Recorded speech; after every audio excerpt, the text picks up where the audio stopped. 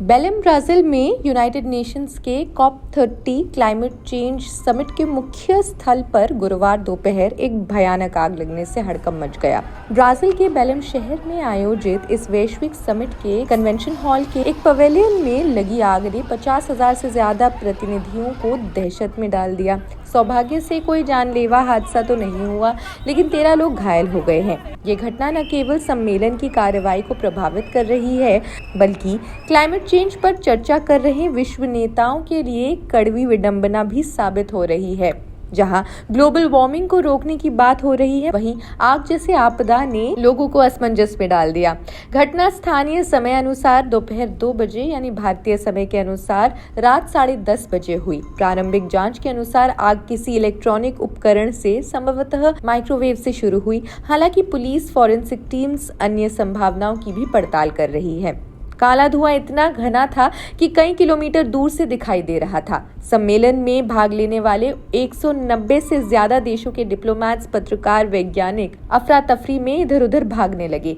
कई महत्वपूर्ण बैठकें रद्द या स्थगित हो गई हैं। आयोजकों को अब समिट को शुक्रवार शाम के बजाय देर रात या शनिवार तक बढ़ाना पड़ सकता है। फायर ब्रिगेड की तत्परता से आग को 6 मिनट में बुझा दिया गया। पुलिस और आपातकालीन सेवाओं ने सैकड़ों लोगों को सुरक्षित बाहर निकाल दिया। भारत के पर्यावरण मंत्री भूपेंद्र यादव भी सम्मेलन में मौजूद थे और उन्होंने सोशल मीडिया पर अपने सुरक्षित होने की पुष्टि कर दी। सभी भारतीय प्रतिनिधि सुरक्षित हैं। जलवायु समिट में कोई रुकावट नहीं आएगी, उन्होंने ऐसा ट्वीट किया। यूनाइटेड नेशंस की COP30 अध्यक्ष और UNFCCC ने एक संयुक्त बयान में कहा, सभी की सुरक्षा प्राथमिकता है, अपडेट का इंतजार करें। स्थल पर जांच पूरी होने के बाद ही प्रतिनिधियों को दोबारा प्रवेश की अनुमति मिलेगी। ये समिट जो 10 नवंबर से 21 नवंबर तक चल रही है, ग्लोबल वार्मिंग को 1.5 डिग्री सेल्सियस से नीचे रखने के लक्ष्य पर केंद्रित है। अमेज़न जैसे जंगलों की रक्षा और गरीब राष्ट्रों को जलवायु वित्तीय सहायता सुनिश्चित करने के प्रस्तावों पर भी अंतिम सहमति बननी बाकी है। 56,000 से ज्यादा प्रतिभागियों के बीच ये आग न केवल एक सुरक्षा चूक का संदेश दे रही है, बल्कि जलवायु परिवर्तन से जुड़ी आपदाओं की असल तस्वीर भी पेश कर रही है।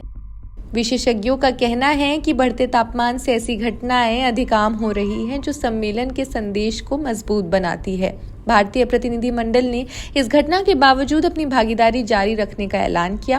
भूपेंद्र यादव ने कहा, यह हादसा हमें याद दिलाता है, जलवायु कार्रवाई में देरी की गुंजाइश नहीं है। वैश्विक समुदाय अब न केवल समझौते पर बल्कि सम्मेलन स्थलों की सुरक्षा पर भी सवाल उठा रहा है। खैर, इस खबर में बस इतना ही। बाकी देश दुनिया की अन्य खबरों के लिए भी देखते रहे जनसत्ता। शुक्रिया।